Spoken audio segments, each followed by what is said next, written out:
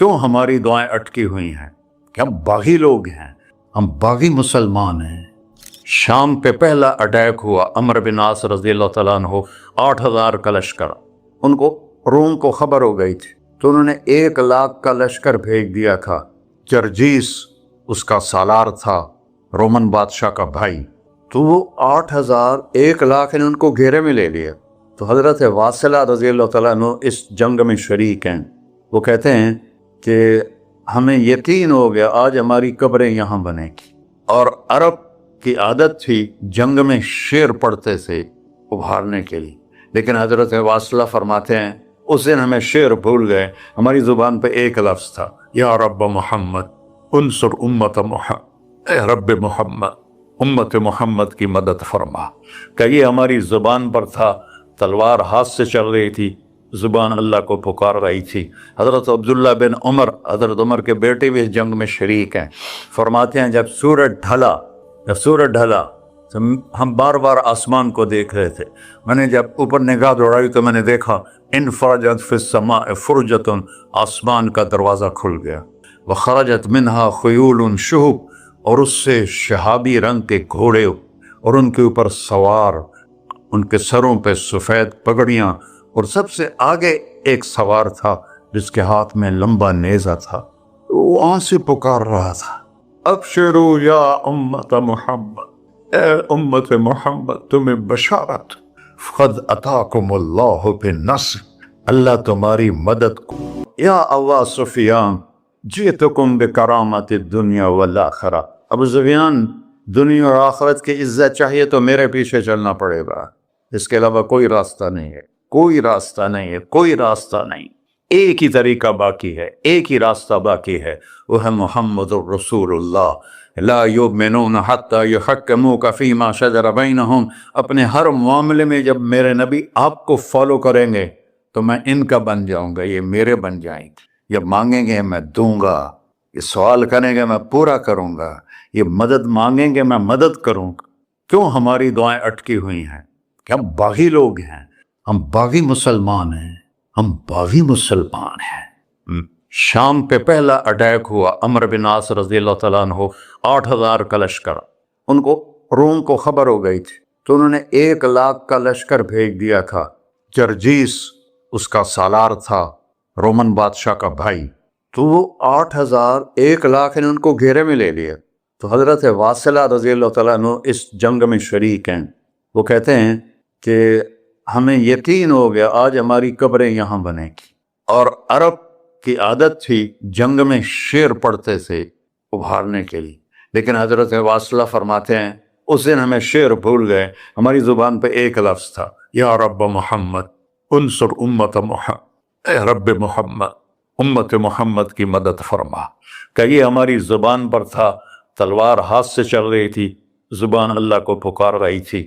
حضرت عبداللہ بن عمر، حضرت عمر کے بیٹے بھی اس جنگ میں شریک ہیں، فرماتے ہیں جب سورج ڈھلا تو ہم بار بار آسمان کو دیکھ رہے تھے، میں نے جب اوپر نگاہ دوڑائی تو میں نے دیکھا انفرجت فی السماء فرجۃ، آسمان کا دروازہ کھل گیا، وخرجت منہا خیول شہب، اور اس سے شہابی رنگ کے گھوڑے اور ان کے اوپر سوار، ان کے سروں پہ سفید پگڑیاں، اور سب سے آگے ایک سوار تھا جس کے ہاتھ میں لمبا نیزہ تھا، وہ آن سے پکار رہا تھا، ابشرو یا امت محمد، اے امت محمد تمہیں بشارت، قد اتاکم اللہ بالنصر، اللہ تمہاری مدد کو آ گیا۔ فرماتے ہیں وہ ایسے آئے اور ہمارے اندر غائب ہو گئے، اور آدھے گھنٹے بعد 1,00,000 کا لشکر دوڑ رہا تھا 8,000 کے سامنے۔ کبھی ہم بھی تم میں بھی چاہا تھی، کبھی ہم بھی تم میں بھی راہ تھی، کبھی ہم بھی تم بھی تھے آشنا، تمہیں یاد ہو کہ نہ یاد ہو۔ میرے نبی کی زندگی مکمل نمونہ ہے، مکمل، اس کو فالو کرنا ہے، پھر بلڈر بنو، ذمہ دار بنو، پھر ڈاکٹر بنو، پھر تاجر بنو، سائنسدان بنو، عورت ہے مرد ہے جو بھی ہے، کامیابی اس کے ماتھے کا جھومر بن جائے گا کہ وہاں ایک ہی سکہ چلتا ہے، وہ محمد رسول اللہ۔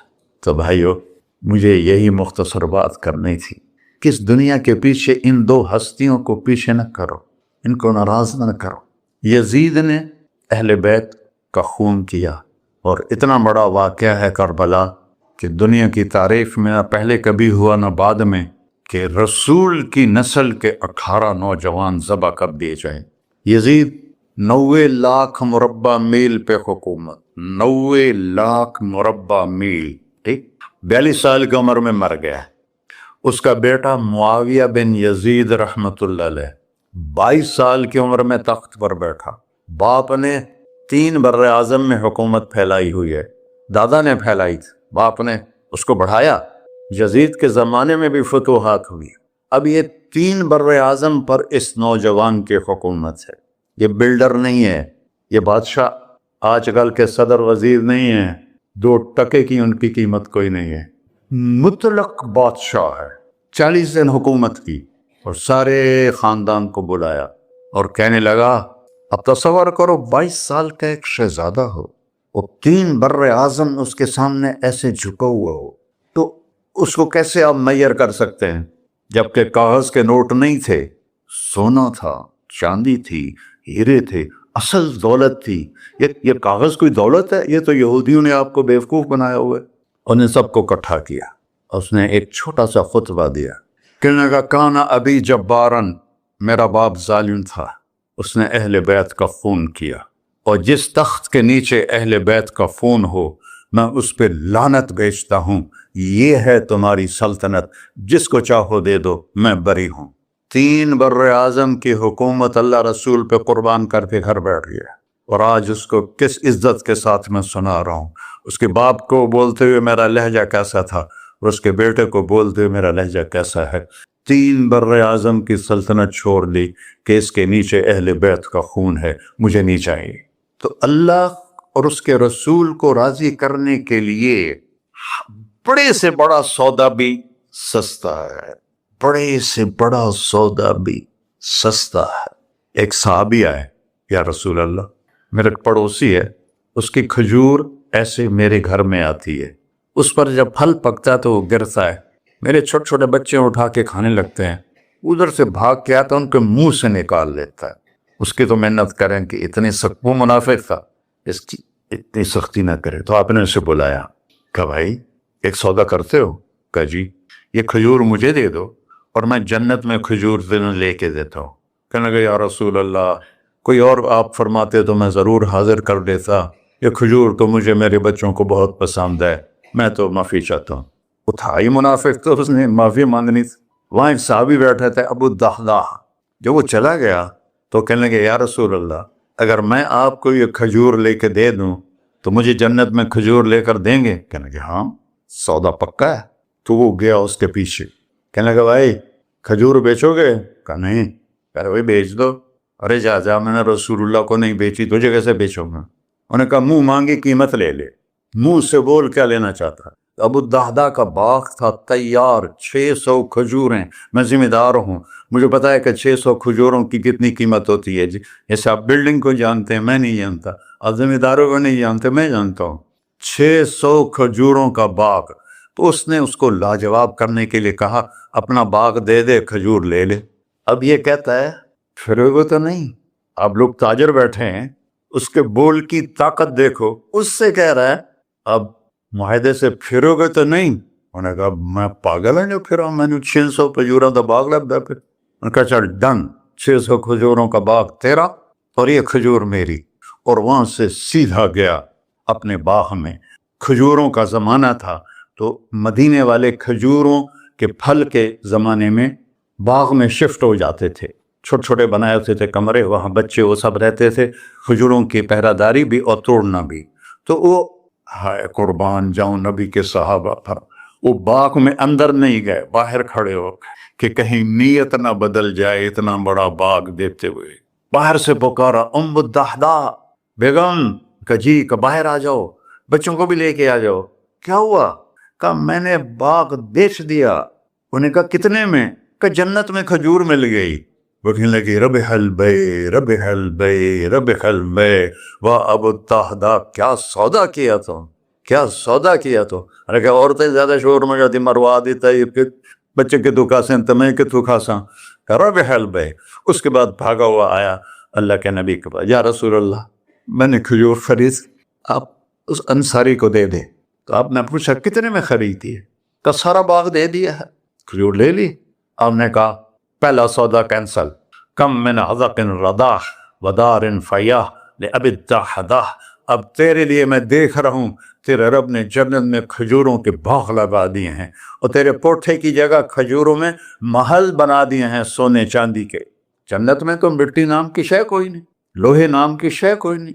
ایک ہر گھر ایک انچ سونے کی, ایک چاندی کی, ایک زمرد کی, ایک یاقوت کی, مشک کا گارا اور زعفران کی گھاس اور اس کا لنٹر اللہ کا عرش ہے. تو سودے کر گئے, اب سب کچھ کرو, اللہ رسول کو پیچھے نہ چھوڑ, کیونکہ ہمیشہ تو زندہ نہیں رہنا, چلے جانا ہے. دنیا میں سب سے بڑا محل بنایا تھا کسریٰ نے, نوشیروان کے پوتے خسرو پرویز نے, جس نے ہمارے نبی کا خط پھاڑا تھا. 40,000 پلرز پر وہ گھر تھا. آپ لوگ بلڈروں اسکوائر فٹ لگاؤ, 40,000 ستونوں پر وہ گھر کھڑا تھا, اور وہ اس کے اوپر سارا سونا ہیرے جواہر 40,000 پلر پر تھے, اور اس کے 500 بڑے بڑے گنبد تھے, اور سب سے بڑے گنبد میں 1,000 سونے کے فانوس تھے, اور اس میں ایک رات میں 9 من تیل جل جاتا تھا, صرف ایک رات کے لیے اس کو. اور 3,000 باندیاں تھیں, 6,000 نوکر تھے صفائی کے لیے, 12,000 سپاہی تھے اس کی حفاظت کے لیے. لیکن وہ چند سال بھی نہ رہ سکا کہ پلٹا کھایا حالات نے, اور رومن امپائر کیسر نے آ کر اسے شکست دی. نینوا میں ہمارے نبی کے خط پھاڑنے کے بعد آپ نے فرمایا تھا کسریٰ نے اپنا ملک پھاڑ دیا, تو وہ آیا, وہ شکست کھائی کسریٰ نے اور بھاگ گیا. اس نے سارے محل کو آگ لگایا, مٹی کا ڈھیر بنایا. اور مسلمانوں میں سب سے بڑا محل بنایا اندلس کے بادشاہ عبد الرحمن نے الثالث نے, 4,316 پلر پر تھا وہ گھر, اور پورے یورپ میں اس کی دھاک تھی. ہر طرف سے ہیرے آ رہے ہیں, موتی آ رہے ہیں, جواہر آ رہے ہیں. پورے پلر, پوری چھت سونے سے بنی تھی, اور پورے پلروں پر ہیرے جواہرات تھے. اور باہر ایک بڑا تالاب تھا, کس کا؟ پارے کا, پانی کا نہیں, پارے کا. اس میں کیا کرشمہ تھا, اس کو اس اینگل سے انجینئرز نے بنایا تھا کہ سورج کی شعائیں جب پارے پر پڑتی تھیں تو پارا تو ہلتا ہے, کھڑا نہیں رہتا, تو شعائیں ایسے ایسے ڈانس کرتے کرتے کرتے محل پہ پڑتی تھیں, تو لگتا تھا پورا محل رقص کر رہا ہے. اب میں وہاں گیا تو ایک کوٹھے کے سوا وہاں کچھ بھی نہیں تھا, وہ بھی کوٹھے کی چھت نیچے گری ہوئی تھی. تو آپ لوگوں کو دیکھو, ہمارے نبی پہ قربان جائے, انہوں نے ہمیں کیسی پیاری زندگی دی. وضو سے پہلے ایک دعا سکھائی ہمارے نبی نے, ہم 5 دفعہ تو کم از کم کرتے ہیں وضو, کہ اللہم اغفر لی ذنبی ووسع لی فی داری وبارک لی فی رزقی. دنیا بھی جوڑ دی, آخرت بھی. یار میرے کو نا معاف فرما, مجھے بڑا گھر دے, مجھے کھلا گھر دے, مجھے کھلا کر دے, اور میرے رزق میں برکت دے.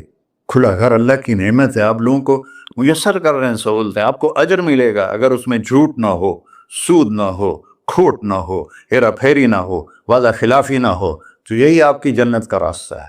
تو اللہ رسول سے صلح کر لو بھائیو, بس میری اتنی گزارش. اور آخر میں ایک حدیث سناتا ہوں, 10 لاکھ حدیثیں ہیں میرے نبی کی, ایک سناتا ہوں ساری کور ہو جائیں گی. ایک تو ہے فرض, نماز نہیں چھوڑنا, روزہ نہیں چھوڑنا, زکوٰۃ نہیں چھوڑنا, حج فرض ہے نہیں چھوڑنا. اس کے بعد میرے نبی نے کہا 4 چیزیں مجھ سے لے, 5 میں نہیں کہیں, کہ 4 باتیں مجھ سے لے لو, صرف 4 باتیں مجھ سے لے لو, دنیا بھی تمہاری ہے, آخرت بھی تمہاری. سبحان اللہ. اور اس سے زیادہ کیا آسانی دے میرا نبی. اتنے 100 نفل پڑھو ہوتے, اتنے عمر کرو ہوتے, اتنے حج کرو ہوتے, اتنی تہجد پڑھو ہوتے, تو سارے مر گئے اس سے. کہ 4 باتیں لے لو, دنیا میں بھی مزہ رہے گا, آخرت میں. پہلی بات کیا ہے؟ صدق و حدیث, ہر معاملے میں سچ بولنا, جھوٹ نہ بول. ایک صحابی نے پوچھا یا رسول اللہ, مسلمان بزدل ہو سکتا ہے؟ آپ نے کہا. کنجوس ہو سکتا ہے؟ آپ نے کہا. جھوٹ بول سکتا ہے؟ کہ نہیں, جھوٹ نہیں ہو, سچ بول, سچ کی قیمت ادا کرو. حفظ و امانت, کسی کو دھوکہ نہ, چیز کوئی اور ہو, دکھا کوئی اور رہے ہو, میٹیریل کوئی اور ہے, بتا کوئی اور رہے ہو. حفظ و امانت, دیانتداری سے کام کرو, کسی کو دھوکہ نہ دو. آپ نے فرمایا میں اپنے امتی سے ہر گناہ کی توقع رکھتا ہوں، بشر ہے بیچارہ، لیکن میرا امتی تو دو نہیں کرے۔ واہ یا رسول اللہ، آپ نے کیا چاہا اور ہم نے کیا کیا کہ دو کام نہیں کرے گا، ایک جھوٹ کبھی نہیں بولے گا، ایک دھوکہ کبھی نہیں دے گا۔ اور سب ہمارے، میں تو 100 ملک پھرا ہوں، مسلمان جھوٹ اور دھوکے میں پھنسے پڑے، غرق ہوئے پڑے، چاہے عربی ہیں چاہے غیر عربی ہیں، مالدار ہیں فقیر ہیں، اس گندگی میں سب ڈوبے ہوئے۔ تو صدق و حدیث، سچ بولو، حفظ و امانت، دھوکہ نہیں دیا۔ تیسری کیا ہے؟ حسن خلیقت، اخلاق اچھے کر، اخلاق اچھے کر۔ اور اخلاق اچھے کرنے کے لیے ایک کام کر لی، اس کو تالا لگا، صرف ایک کام، اس سے کوئی گالی نہ نکلے، جھوٹ نہ نکلے، غیبت نہ نکلے، طنز نہ نکلے، بے عزت نہ کرو۔ عام طور پر ہمارے ماحول میں نوکروں کو بہت ڈانٹ ڈپٹ ہوتی ہے، اس کو قابو میں رکھو۔ سوچو اسی جگہ میں ہوتا نوکر تو میں یہ پسند کرتا۔ اپنے اخلاق کی چابی ہے زبان کا میٹھا بول، اور خاص طور پر والدین کے ساتھ، اور سب سے زیادہ اہم بیوی کے ساتھ۔ میرے نبی نے فرمایا بہترین مسلمان وہ ہے جو بیوی سے اچھا سلوک کرتا ہو، کہ وہ ماں باپ بہن بھائی گھر سہیلی ماحول ثقافت تہذیب سب کچھ چھوڑ کر ایک بول کے ساتھ آپ کے گھر آ جاتی، آپ کے بچے کا 9 مہینے بوجھ اٹھاتی ہے، اس کو دودھ پلاتی ہے، اس کی چھاتیاں لٹک جاتی ہیں، کبھی آپ کے لیے وہ ناشتہ بنا رہی ہے، کبھی کھانا بنا رہی ہے، کبھی آپ کے کپڑے کا خیال کر رہی ہے، اور آپ ایک چھوٹی سی بات پر اس کی عزت اتار کے پھینک دیتے ہیں۔ تو میرے نبی نے فرمایا سب سے بہترین مسلمان وہ ہے جو بیوی کے ساتھ حسن سلوک کرتا ہو۔ پھر آپ نے کہا اور میرا سلوک اپنی بیویوں سے سب سے زیادہ اچھا ہے۔ اظہار محبت کرو، ماں سے باپ سے اولاد سے بیوی سے، اظہار بہت ضروری۔ یہ پریزنٹیشن اظہار ہی تو تھا، یہ اظہار نہ ہو تو پتہ کیسے چلے؟ اپنے ماں کے پاؤں چومو، باپ کا ماتھا چومو، ان کے آگے نوکر بن کے کھڑے ہو، بیوی سے کہو مجھے تم سے بہت پیار ہے، وہ اچھا کپڑا پہنے تعریف کرو، اچھا کھانا بنائے تعریف کرو۔ انسان بھوکا ہے اس چیز کا، میرے نبی سے بڑھ کر کوئی ہو سکتا ہے؟ آپ حضرت عائشہ سے فرما رہے ہیں، چونکہ حضرت عائشہ کماری بھی تھی، چھوٹی بھی تھی۔ حضرت عائشہ جس نے اللہ کو دیکھا ہو اس کے لیے عورت کوئی چیز نہیں ہے۔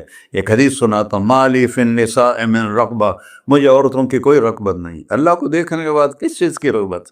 ہم نے کہا عائشہ انہ لیہون علی الموت ان اریتک زوجتی فی الجنہ، عائشہ جب سے مجھے پتہ چلا ہے نا تو جنت میں میری بیوی ہے تو مجھے تو موت ہی اچھی لگنے لگ گئی۔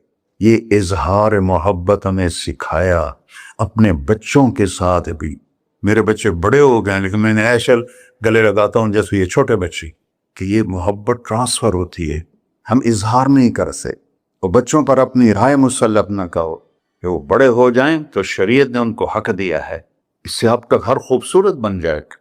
یہ میرے نبی کی پیاری زندگی کے چند صفحات میں نے آپ کے سامنے پیش کیے ہیں، تو طویل داستان ہے، سناتے سناتے عمر بھی بیت جائے تو ایک ذرہ بھی ادا نہ ہوگا، لیکن خلاصتاً میں نے آپ سے عرض کر دیا، صدق و حدیث، حفظ و امانت، حسن و خلیقت، سچائی، دیانتداری، اخلاق، اور چوتھا اور آخری عفت فی طعمت، رزق حلال کماؤ، رزق حلال کماؤ۔ من امسا قالم بعمل یدہ امسا مغفور لہ، مسلم شریف کی حدیث ہے، جو صبح سے شام تک اپنے دنیا کے کاموں میں حلال اور رزق کی تلاش میں تھک کے گھر جاتا ہے، اس کے اس دن کے سارے گناہ معاف ہو جاتے۔ کتنا بڑا عمل ہے رزق حلال، بندگی بن جاتا ہے۔ آپ نے ایک صحابی کو دیکھا، ان کے ہاتھوں پہ چھالے نہیں، وہ جو مزدوروں کے نشان ہوتے ہیں کئی چلا چلا کے، وہ تھے۔ تو آپ نے اس سے پوچھا سعد یہ کیا ہے؟ کہ یا رسول اللہ بچوں کے لیے روزی کماتا ہوں، اپنے ہاتھ سے کام کرتا ہوں، تو میرے ہاتھوں پہ یہ نشان پڑ گئے۔ تو آپ نے ان کا ہاتھ ایسے پکڑ سب کو دکھا کر ایسے اس کا بوسہ لیا، پھر فرمایا جو ہاتھ بچوں کو حلال کھلاتے ہوئے ایسا ہو جاتا ہے اس پہ جہنم کی آگ حرام ہو جاتی۔ صرف نماز سے نہیں گناہ معاف ہوتے، حج سے نہیں معاف ہوتے، رزق حلال کے کمانے سے بھی روزانہ کی صفائی ہو جاتی ہے۔ ابھی سودا ہے اللہ رسول سے کر لو تو موج ہی موج ہے، اور اگر انہیں بکھیڑوں میں پڑے رہے تو مر کے زیرو ہی ہونا ہوتا ہے، کچھ بھی ساتھ نہیں جاتا۔ تو اللہ مجھے بھی توفیق دے، اللہ آپ کو بھی توفیق دے کہ ہم اپنے نبی کی زندگی کو اور اپنے رب کو سامنے رکھ کر زندگی گزاریں. اور آپس میں اگر لڑے ہوئے ہو صلح کر لو. آپس میں کوئی لڑو، دیکھو جھگڑا ہو جاتا ہے، بول چال بند نہ کرو. جھگڑا ماں سے بھی ہو جاتا ہے، باپ سے بھی، بیوی سے. بول چال بند نہ کرو، نہیں بس ساڈا بائی کاٹ. ہم تو پنجابی لوگ ہیں، دیہاتی کو تھوڑی اونچ نیچ ہو جائے تو ہماری لینگویج اساں لیکا چھک دیتا ہے، سمجھو. ہم نے لکیر لگا دی ہے، نہ انہاں دے مرن تے جاونا ہے، نہ انہاں دی شادی تے جاؤ. یہ ساڈے جنازے وچ بھی نہ عام. اللہ میرے گاؤں میں جنازہ تھا، میرا اپنا عزیز، اس کی والدہ فوت ہو، تو رشتہ داروں میں قریبی رشتہ دار جنازے میں پہلی صف میں کھڑا تھا. تو جنازے پر تو سب کے دل نرم ہو جاتے ہیں. جب اس نے دیکھا نا کہ میاں صادق میری ماں دے جنازے چ باہر نکل جا. یہ تہذیب ہے ہماری. تو جھگڑا ایک فطری چیز ہے، لیکن بول چال بند نہیں کرنی ہے، دل میں نفرت نہیں پالنی ہے، اس کو صاف کر کے معاف کرنا ہے. اللہ بہت خوش ہوتا ہے. اور میاں بیوی میں جھگڑا ہو جائے اور وہ صلح کر لیں، اللہ ان کے پچھلے سارے گناہ معاف کر دیتا ہے. کیا مزے کی بات. السلام علیکم. دعا فرما ہے. اچھا بھائی بیٹھ جائیں، دعا کر لیں. انت اہلہ وصلی علی محمد کما انت اہلہ وفعل بنا ما انت اہلہ انک اہل التقوی و اہل المغفرہ. یا تا یہ سارے دوست احباب تیری محبت میں آئے ہیں، ہم سب نے تیرے نام کو زندہ کیا ہے. ہماری یہ محفل قبول فرما اور ہماری یہ مجلس قبول فرما. اور یا اللہ جو کچھ کہا ہے اس کے مطابق ہماری زندگی بنا دے. اور یا اللہ جو ہم نے نیت کی ہے کہ غزہ کے مسلمانوں کو گھر دینا ہے، چھت دینی ہے، ان سب کو یہ کسی ایک آدمی کے بس کا کام نہیں ہے. یہ سارے مل کر کریں، ہم بھی کریں، اس لیے ہمیں توفیق نصیب فرما. تیرے نبی کا فرمان ہے، جو میری امت کی دنیا کا خیال نہیں کرتا وہ مجھ سے نہیں ہے. اور اس وقت سب سے محتاج امت غزہ کے اہل ایمان ہے. تو یا اللہ ان سارے بھائیوں کو ہمت دے، توفیق دے. ہمیں وہاں تک پہنچانے کا وسیلہ تو نے بنایا ہوا ہے، ہمیں یہ امانتیں ان تک پہنچانے کی توفیق دے. ان کے کاموں میں برکت دے، ان کے قرضوں کو اتار دے، ان کو سود سے بچا دے، ان کو دیانتداری نصیب فرما، شفافیت نصیب فرما، مرتے وقت ہم سب کو کلمہ نصیب فرما. وصلی اللہ علیہ نبی الکریم. میرے نبی کے پردادا حضرت ہاشم بن عبد مناف کو غزہ میں دفن ہے. اور اس ملک میں عیسیٰ علیہ السلام، موسیٰ علیہ السلام، ہارون علیہ السلام، زکریا علیہ السلام، یحییٰ علیہ السلام، داؤد علیہ السلام، سلیمان علیہ السلام، اتنے نبی اس مٹی میں دفن ہیں. تو اللہ کو ہمت دے، کھل کر خرچ کریں، اللہ واپس کرتا ہے. صرف ایک فرض ہے جس میں کوئی گنجائش نہیں. ایمان تو اندر کی چیز ہے، 24 گھنٹے ہمارے اندر ہے، اللہ کا فضل ہے. روزہ آیا ہوا ہے الحمدللہ، سال میں 1 مہینہ، اس میں گنجائش ہے. بیمار ہو پاک میں رکھو، سفر پہ ہو پاک میں رکھو. ایسی بیماری ہے کہ رکھ ہی نہیں سکتے، معاف ہو. زکوٰۃ پیسے والوں پر ہے. حج پیسہ بھی ہو صحت بھی ہو تب فرض ہے، پیسہ ہو صحت نہ ہو فرض نہیں ہے. نماز ایسی چیز ہے کسی حال میں معاف نہیں، سوائے اس کے کہ وہ بے ہوش ہو. ہوش میں آئے گا تو پھر اس کی قضا دے گا.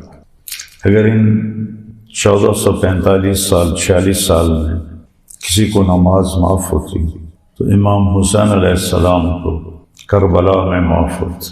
کہ انسانی تاریخ میں اتنا خوفناک واقعہ نہیں ہے کہ جس میں نبی کی اولاد ذبح ہو. ویسے تو بہت بڑی بڑی جنگیں ہوئیں، ایک دن میں لاکھوں لوگ مارے، لیکن نبی کی اولاد شہید ہو 17 نوجوان. 17 یہ تاریخ میں پہلے دفعہ، وہ بھی آخری میں.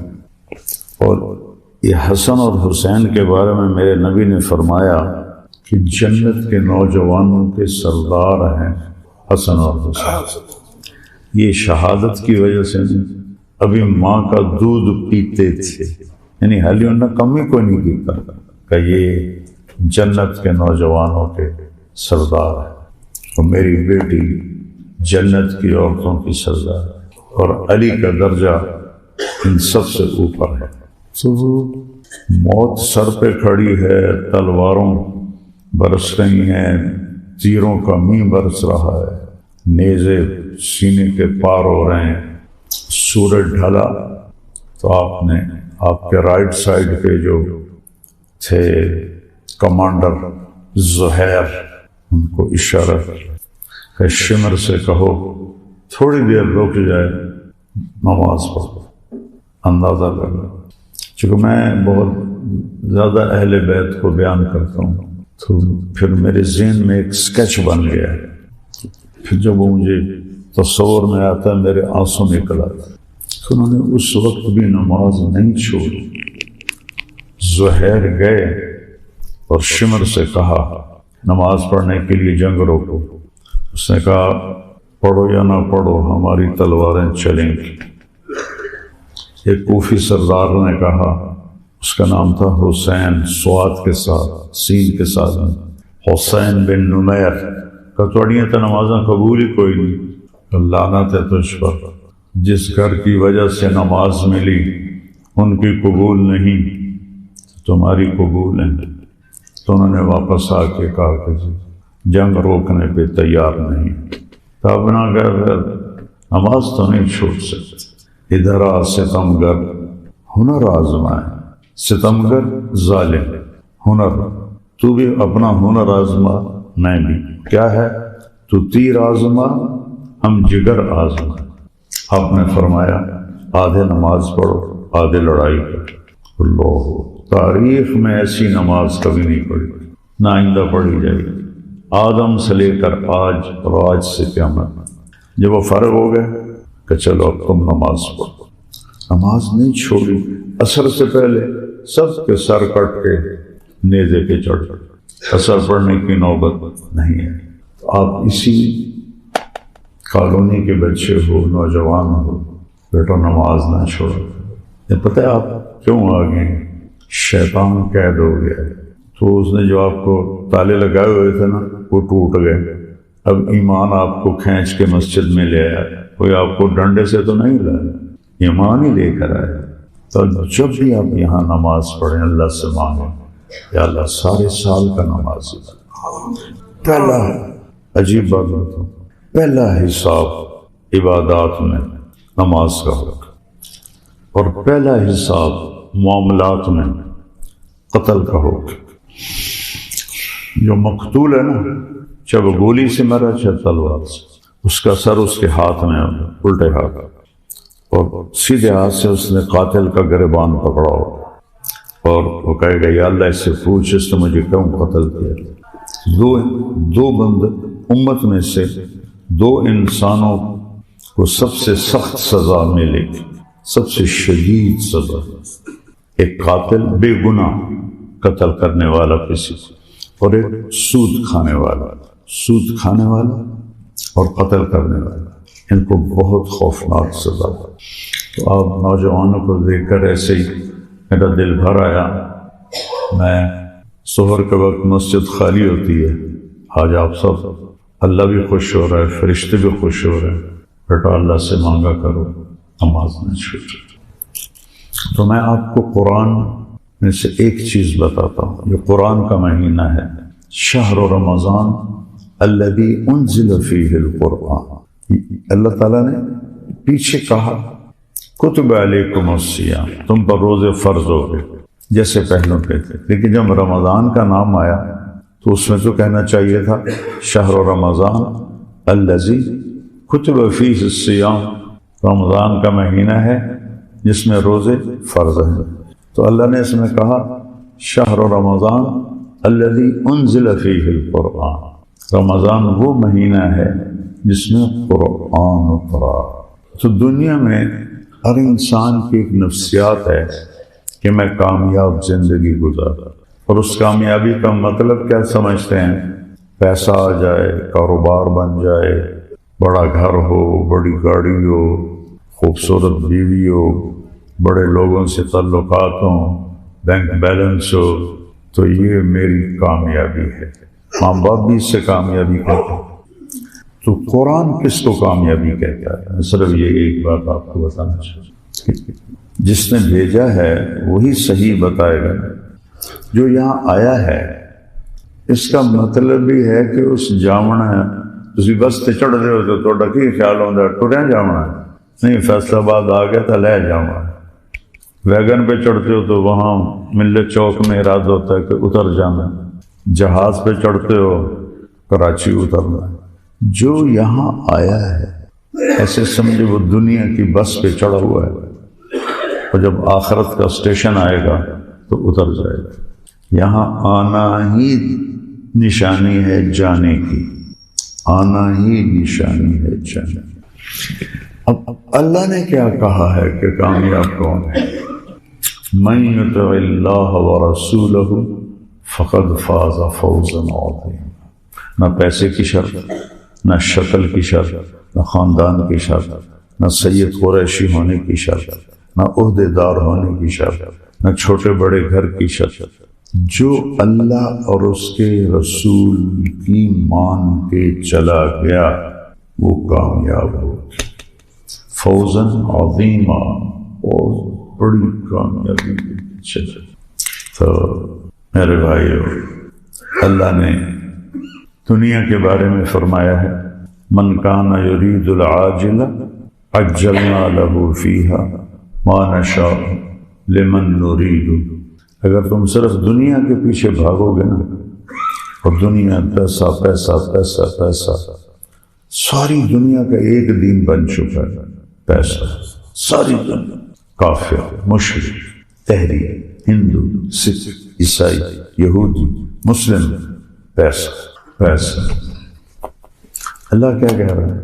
جو ہم سے دنیا مانگے گا، صرف دنیا دے دیں گے، ہم دے دیں گے، لیکن اتنا دیں گے جتنا ہم چاہتے ہیں، اتنا نہیں دیں گے جتنا وہ چاہتا ہے۔ پھر ہر چاہنے والے کو نہیں دیں گے، جس کو چاہیں گے دیں گے۔ بازار میں کتنے لوگ جاتے ہیں کاروبار کرنے، ہر ایک کا کاروبار چمکتا ہے، کسی کا ٹھنڈا، کسی کا چمک جاتا ہے۔ پھر کیا کرتے ہیں؟ ثم جعلنا له جہنم یصلاها مذموما مدحورا، پھر ہم اسے آگ میں ڈال دیتے ہیں جس میں وہ جلے گا ذلیل ہو کر خوار ہو۔ کبھی آپ کو گھر میں تجربہ ہوا ہوگا، انگلی جل گئی، توے کو ہاتھ لگ گیا، فرائنگ پین کو ہاتھ لگ گیا، سارا دن ہائے ہائے کرتا کہ آگ کے جلے کا کوئی علاج نہیں کہ یہ دوا لگاؤ تو جلن ختم ہو جائے گی۔ وہ اپنا ٹائم لے گا۔ اس کے بعد میرا بھتیجا گھر میں ڈاکٹر صاحب کا بیٹا طاہر میاں میرا چھوٹا تھا، اور وہ باربیکیو کروا رہے تھے، تو نوکر وہ بنا رہا تھا کباب، تو اس نے تھوڑا سا اوپر سے تیل ڈالا تو ایک شعلہ لپکا، صرف 5 سیکنڈ اس کی باڈی کو لگا، 5 سیکنڈ، اور تڑپ تڑپ تڑپ پورا مہینہ وہ تڑپتا رہا۔ ہر وقت کہے بابا مجھے ٹیکا لگا دو، مجھے ٹیکا لگا دو، مجھے ٹیکا لگا دو۔ میرے بھائیو، جہنم کی آگ کو اللہ روز بھڑکاتا ہے، بہت خوفناک چیز۔ اس سے سمجھو کہ اگر کسی کو جہنم کی آگ سے نکال کر دنیا کی آگ، ایکچولی نہیں، پوری دنیا میں جو آگ ہے اس کو اکٹھا کر کے اس میں ڈال دیا جائے تو اسے نیند آ جائے، سو جاوے گا۔ جو صرف پیسے کے پیچھے بھاگتے ہیں، نہ سچ کو دیکھتے ہیں، نہ جھوٹ کو دیکھتے ہیں، نہ ملاوٹ کو دیکھتے ہیں، نہ کھرے کو دیکھتے ہیں، نہ کھوٹے کو دیکھتے ہیں، نہ سود کو دیکھتے ہیں، نہ سچائی کو دیکھتے ہیں، نہ بے ایمانی کو دیکھتے ہیں، وہ پیسہ پیسہ پیسہ۔ تو اللہ کہتا یہاں ڈالوں گا تو یصلاھا مذموما مدحورا، ذلیل ہو کے پڑے رہو گے۔ فمن اراد الاخرہ، اور جس نے کہا یا اللہ مجھے دنیا بھی چاہیے آخرت بھی چاہیے، صرف آخرت۔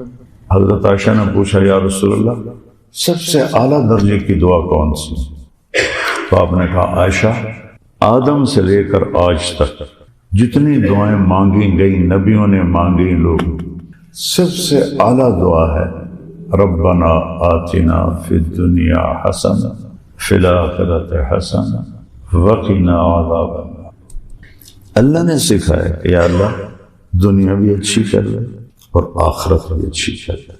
خوبصورتی کے لیے 4 لفظ ہیں، ایک ہے حسن خوبصورت، ایک ہے حسین بہت خوبصورت، ایک ہے احسن سب سے زیادہ خوبصورت، ایک ہے حسن۔ شاید آپ نے یہ مطلب نہ سنا ہو، میں نے یا مسجد والوں کو کبھی بتایا ہو تو اکثر نوجوان بیٹھے حسن چہرے کے اس تل کو کہتے ہیں جو پورے چہرے کو خوبصورت بنا دیتے۔ آپ نے دیکھا جو تل ہوتا ہے نا پورے جسم کی پورے چہرے کی کیمسٹری بدل دیتا ہے۔ وہ شیرازی تھے تو ان کا ایک شعر ہے، پہلا مصرع بھول گئے، اگر آن ترک شیرازی بدستارت دل مارا بخال ہندوش بخشم سمرقند و بخارا۔ اگر یہ جوان مجھ سے ہاتھ ملا لے تو اس کے چہرے کے تل پر میں سمرقند اور بخارا کی حکومت بھی قربان کر دوں گا۔ یہ زمانہ تھا تیمور لنگ کا، سمرقند اس کا کیپٹل تھا، اور اس نے سمرقند کو دنیا کا سب سے حسین شہر بنا دیا تھا۔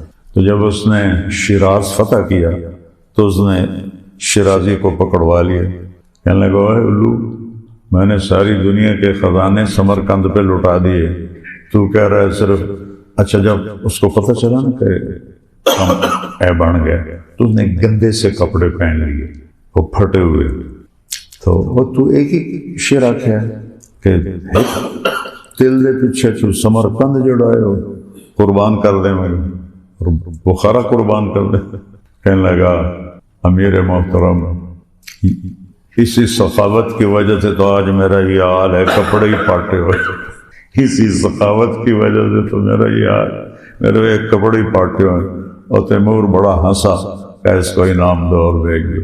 تو حسنہ اس دل کو کہتے ہیں کہ آپ کے چہرے کو نمایاں کر لے، تو میں قربان جاؤں اپنے رب پر۔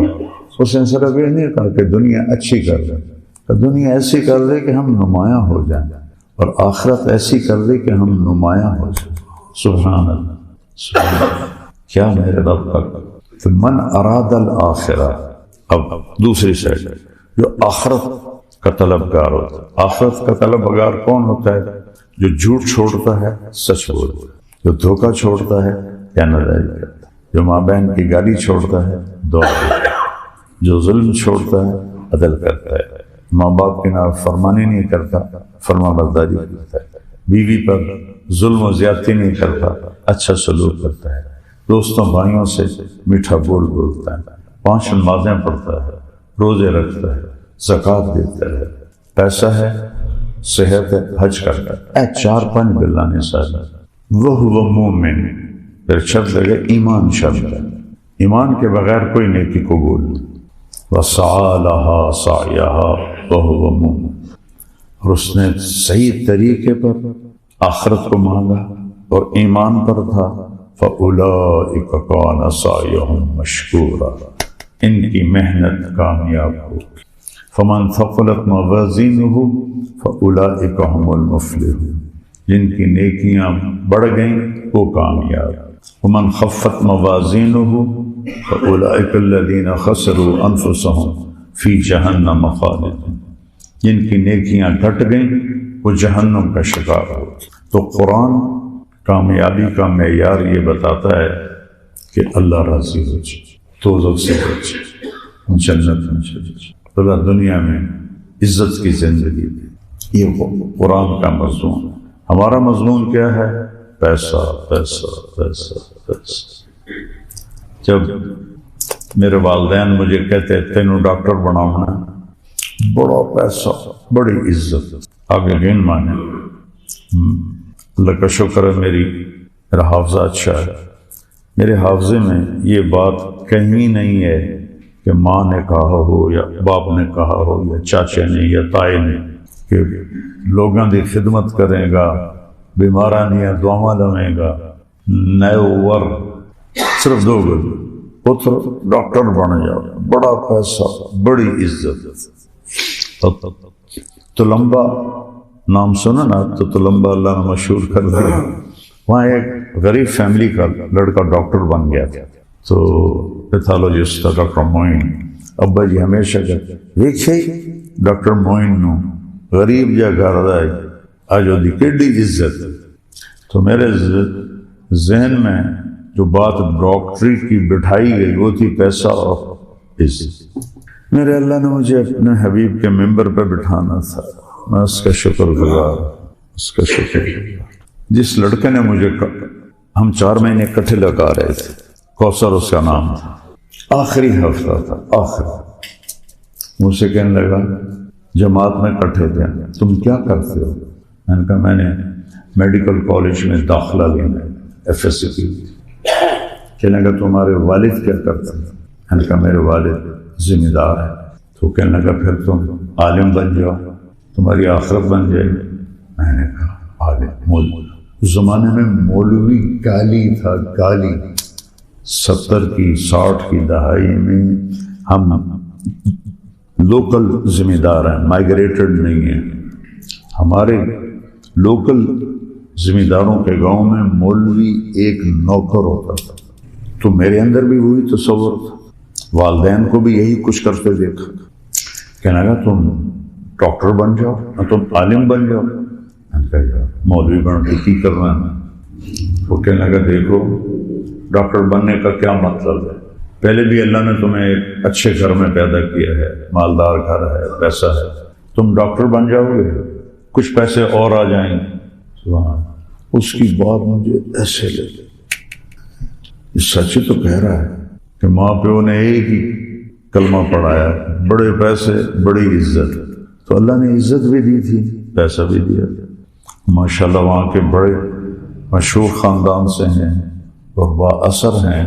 मेरे वालिद ने 44 में BA किया था और पाकिस्तान मुस्लिम फेडरेशन ऑफ स्टूडेंट्स के वो जनरल सेक्रेटरी थे। वो जब कायदे आज़म रहमतुल्लाह 44 में मुल्तान आए, बस एक ही दफ़ा, तो जनरल सेक्रेटरी और स्टेट सेक्रेटरी मेरे वाले साहब थे। तो अल्लाह पाक ने ये चीज़ें तो पहले दी। मैं कही ये गल तो ठीक, पहले 100 रुपये है, फिर 200 हो जाएगा, 1000 हो जाएगा, फिर खबर आ जाएगी, फिर सारे मिलिए मेट हो जाएगा। तो असल तो मेरे अल्लाह ने इरादा किया था मेरा हाथ थामना, एक छोटी सी लॉजिक जरिया बन। तो मेरे अजीज़ों, कुरान का पैगाम है अगर अल्लाह राज़ी है आप कामयाब हैं, अगर अल्लाह नाराज़ है आप नाकाम। मेरे नबी ने फ़क्र क्यों चुना, वो गुर्बत क्यों चुनी? मैं आपको कसम खा के कहता हूँ, मैंने अफ्रीका के सफ़र किए हैं, गरीब मुल्कों के, ऐसी गुर्बत देखकर मेरे आंसू निकले। और मैंने मुवाजना किया कि पाकिस्तान का गरीब से गरीब भी इनसे ज़्यादा सुखी। मेरे नबी ने गुर्बत खुद इख्तियार की कि मेरी उम्मत के गरीबों को मुझसे तसल्ली मिलती।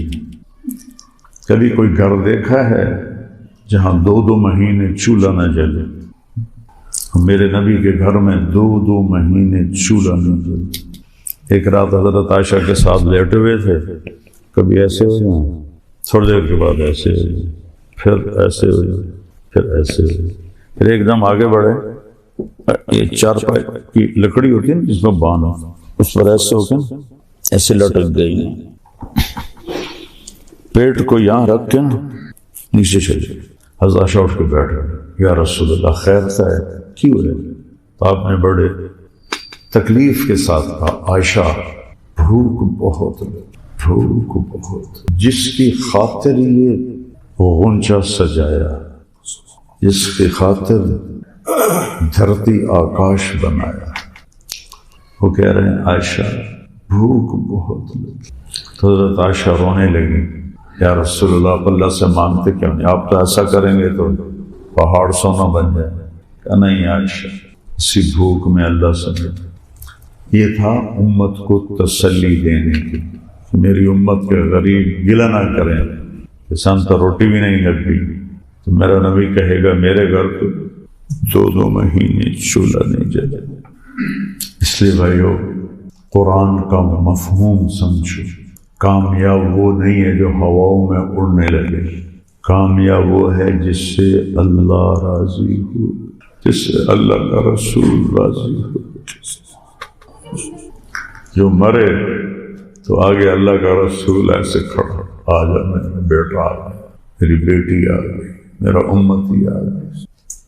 سارے دلیدر دور ہو گئے، وہ مرے اور آگے عذاب کے فرشتے کھڑے.